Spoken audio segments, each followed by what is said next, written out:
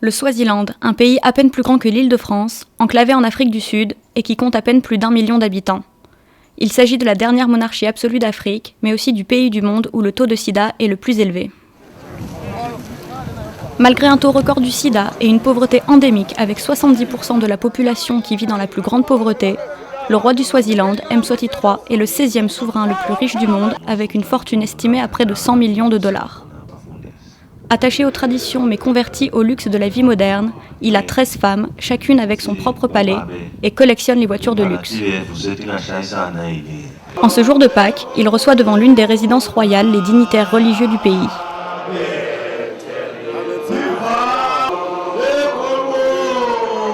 Derrière la palissade en bois, le palais d'Ngabezweni, caché au regard et inaccessible à tous. Une BMW sort du palais. Elle fait partie de la dizaine de voitures de la marque allemande que le roi s'est offerte en 2005. Un repas gratuit est servi aux convives, moyen largement utilisé par le monarque pour s'assurer le soutien de la population, en particulier dans les zones rurales où tout manque. Quelques jours plus tard, le roi s'est vu offrir un jet privé pour son anniversaire par un généreux donateur resté anonyme. Une véritable provocation à l'heure où le pays fait face à une crise économique sans précédent.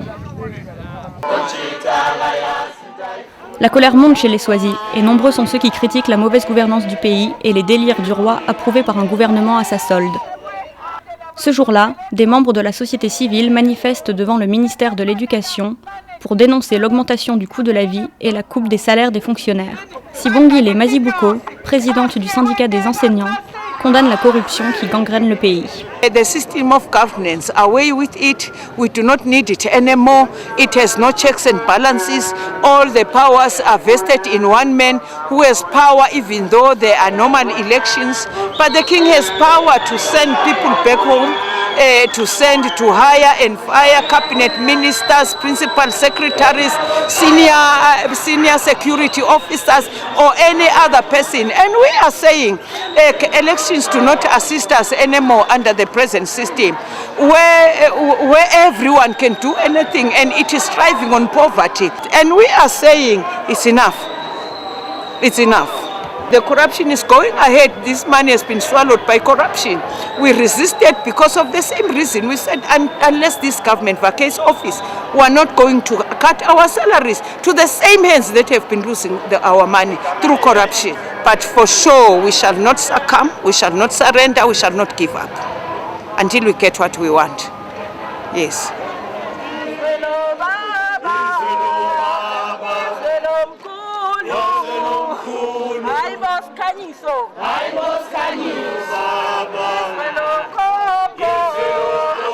« 26% de la population du Swaziland sont atteints du sida, soit une personne sur 4 croisée dans la rue.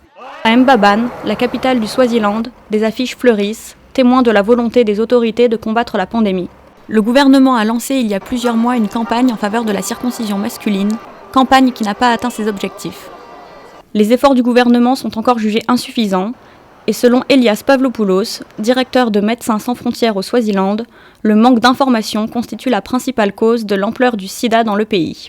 During 90s, when HIV arrived in Europe, let's say beginning of 90s, the European societies live a shock and change their habits and change completely, and all this through big campaigns through the media. Because of the tools that we have in the Northern Hemisphere, it's easier to deal with HIV than in countries that they don't have these tools, than in the countries that they have already weak Ministry of Health before HIV, and with HIV really the problem is enormous after that. And this is our obligation. As long as international community failed to deal with the HIV issue in Africa, okay, now we have the obligation to treat them. Kebile Dlamini travaille pour une ONG Swazi, Swapol, qui vient en aide aux populations rurales touchées par le VIH. 80% des habitants du pays vivent à la campagne et ont difficilement accès aux soins et aux hôpitaux. Aujourd'hui, elle va visiter la clinique mobile de son association qui parcourt les campagnes pour prodiguer soins et médicaments aux malades. The issue of prevention is the issue of targeting everybody. Is the issue of improving our health system because our health system is collapsing. We need to strengthen our prevention strategies. The women need to reach a stage where they can decide on their health. You know, they shouldn't rely on men to decide what they need to do. Dans cette campagne du centre du pays, le premier dispensaire est loin et la clinique mobile de Swapol, qui vient une fois par mois, est un soulagement pour les patients. La plupart sont atteints du sida et n'ont souvent pas assez à manger.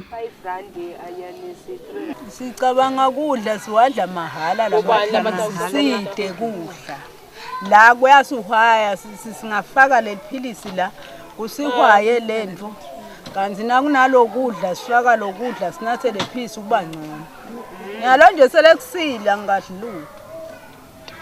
Is positive? Yes. Yes. For how long?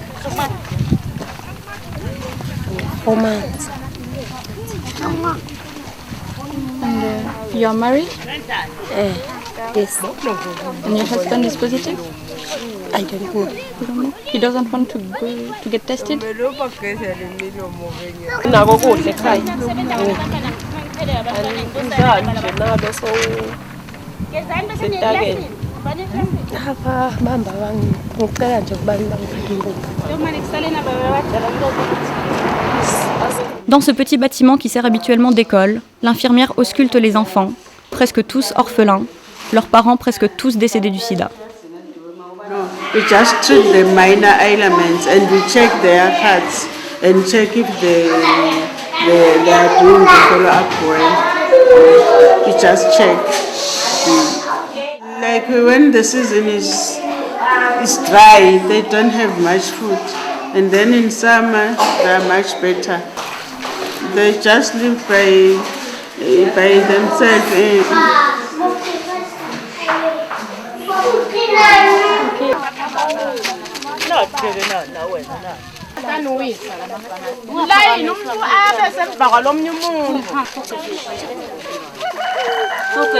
Tembier, séropositive également, a décidé de prendre en charge les orphelins et les séropositifs de la communauté. Elle fait la classe aux enfants tous les jours de la semaine et s'occupe de prévention auprès des adultes. Each have got some medical friends. Maybe that's why. And they don't use condoms? They wasn't know the condoms, but now they know how to use the condoms. And yourself before you were not using them? Yes, because we wasn't know nothing. But now we use the condoms. Outre la mauvaise gouvernance, d'autres n'hésitent pas à remettre en cause le fonctionnement politique lui-même et réclament fermement la démocratie, dans un pays où les partis politiques sont interdits et où la liberté d'expression est un leurre. Wandile Dlulu, du Swaziland United Democratic Front, mène ce combat depuis plusieurs années et n'hésite pas à traiter le roi de dictateur. Whether the country becomes a republic tomorrow or continues to be a kingdom is not very important for us. What is very important is that we want multi-party democracy and power will be in the hands of the people. And if the monarchy really presents itself as an impediment towards the multi-party democracy question, then it will have to face the fate, the wrath of the masses. That will not compromise. But as I have already said, for us as multi-party, that comes very key and we can't compromise that. Maxwell Dlamini et Moussa Ngoubeni ont été les victimes de l'autoritarisme du régime. Leaders de la contestation étudiante réclamant la démocratie, ils ont été emprisonnés pendant près de 10 mois et n'ont été relâchés qu'en février dernier, non sans avoir subi de nombreuses tortures. Late in the evening, where they actually took me into a cell and they kept me without food, without water, and without even any sleeping material. And in this place, they kept me until the following morning when they came back to say they are charging us with the Suppression of Terrorism Act and we are actually going to die in prison. The torture include a plastic suffocation where they had to put a plastic on your neck, suffocating you, and then said if you want to say anything, you must try and raise up your hand and then we will try to remove that plastic. It also includes physical slapping and punches, and also just to include, it included draining us in a small river. Le 12 avril 2012, les contestataires du régime avaient prévu une journée de manifestation pour commémorer l'anniversaire de l'interdiction des partis politiques en 1973.